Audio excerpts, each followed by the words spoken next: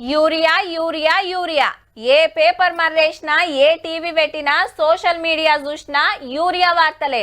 ఈడ అంత పొడుగు లైను ఆడ అంత పొడుగు లైను రోజుల కమానం తిరుగుతుండట, ఒకటే బస్తా ఇస్తుడట అని బొచ్చెడు వార్తలు. తక్లీఫ్ అట్లున్నది. మళ్ళా మరెన్నడు తీర్తాయో యూరియా కష్టాలు గాని ఇప్పుడేం నడుస్తుందో చూడుండ్రి. మరి గల్లీల రైతుల లైన్లు, ఢిల్లీలో సర్కారోళ్ళ లైను. మాకు సరిపోనియాలని రైతులు, మా రాష్ట్రానికి జాలతలేదని మంత్రులు, ఎంపీలు. ఈడ స్టేట్ సర్కార్ అడిగితే వీళ్ళు పోయి సెంట్రల్ గవర్నమెంట్ అడుగుడు. నెల 15 రోజుల కంచెలు ఇదే కథ. సెంటర్ ఎరువుల చిన్న మంత్రి అనుప్రియ మేడాన్ని కలిసి ఈ నెల ఇంకో 2 లక్షల టన్నుల యూరియా కావాలని కోరిండు మన వ్యవసాయ మంత్రి తుమ్మల సారు.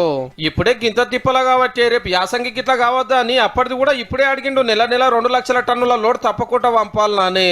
మాకు గ్యాప్ ఇంకా 2 లక్షల చిల్లర ఉంది ఈ ఖరీఫ్ లో ఇవ్వాల్సింది. దాన్ని కూడా ఈ నెల రోజుల్లోనే ఇస్తే రబీకి కూడా మేము ప్లాన్ చేసుకోగలుగుతాం. ఈ వారంలో ఇంకొక 40,000 ఎక్స్ట్రా ఇస్తామని చెప్పడం కూడా జరిగింది. అన్ని రాష్ట్రాలకు సప్లై చేయవలసిన జిమ్మదారి దేశాన్ని వెళ్ళేటోళ్ళదే. మరి అయితే ఈ వారంలో 80,000 టన్నుల లోడ్ వస్తుందట. కానీ అది ఏ మూలకు జాలేటట్టు లేదు. వరి, పత్తి, మక్క అన్నిటికీ ఇస్తారా? ఏడ చూడు ఇంతింత పొడుగు లైన్లు, రోడ్ల మీద ధర్నాలు, పోలీసులు వచ్చి బుద్రకిచ్చు నడుస్తుంది. నైట్ 12 గంటలకు వచ్చిన లేదు. ఈ అవసరం లేదు. వ్యవసాయం చేయడానికి చాలా కష్టమైంది. మన కాన్నే కాదు ఆంధ్రాలో కూడా యూరియా తిప్పలే. సెంట్రల్ గవర్నమెంట్ లో పోతున్న చంద్రన్న కూడా చేతుల మీదకి లేవట్టిండు. మీదకించి సరిపోని రాంతి నేనేం చేయాలి నాని. కాకుంటే రైతులకు ఆఫర్ ఇచ్చిండు.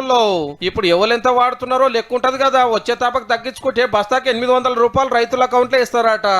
ఉపాయం మంచిగానే ఉన్నది కానీ ఎట్లా తగ్గించుకోవాలనో, తగ్గించిన పంటలు ఎక్కువ ఎట్లా వండియొచ్చో సలహా ఇస్తే ఇంకా బాగుండే సారు.